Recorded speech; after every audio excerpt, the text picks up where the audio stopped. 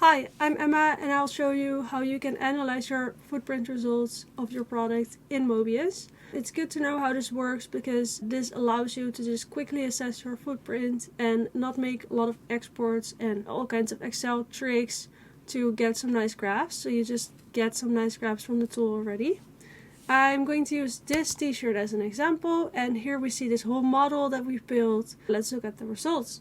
So the first thing that's important to know is that in Mobius, maybe you've already seen them. Here you have all of these different tabs and they give you a different view of your product impact. So we're going through the tabs one step at a time.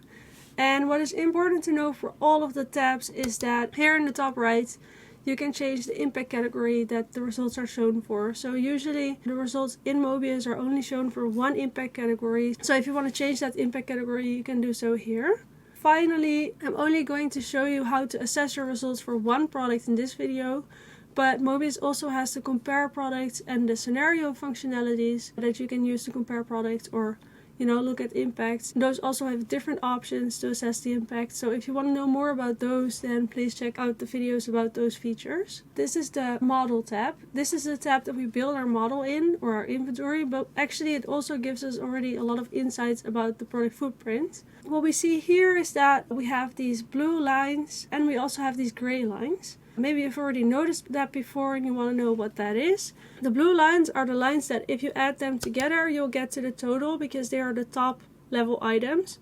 So these lines added together will give you this number. And the gray lines are part of a blue line. So if you want to see more detail, then you look at the gray lines. But if you want to just get the total impact, then you look at the blue lines. This already gives us some insights because here we can see that the biggest impact in this product is coming from the recycled PE fabric. This already gives us an idea where to look if we want to make our product more sustainable. Now we can move on to the table view, so that's the second one. In this view we're seeing all of the lowest level items in our inventory, which means that these are all the items that have a impact data set attached to them. So essentially, all of the impact of our model is coming from these items.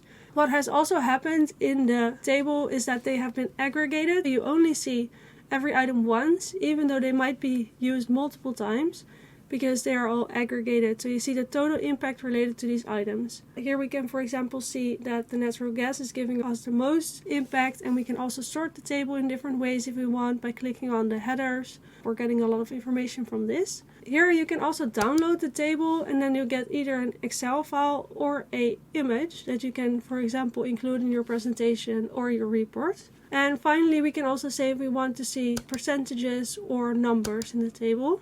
Then the next view that we have is the bar chart view. Here we see the same items, so all the items that have impact attached to it. In the bar chart you get to do one more thing compared to the table, and that is also filter on what you want to display. So I can, for example, say I only want to see the items that have more than 10% impact because that's what I want to focus on, and then I'm getting only these items. And I can also say if I want to see the smaller or the larger things. Like with the table, I can also download the bar charts and get it on my computer. So that's very nice. Then the final view that we have is the donut chart.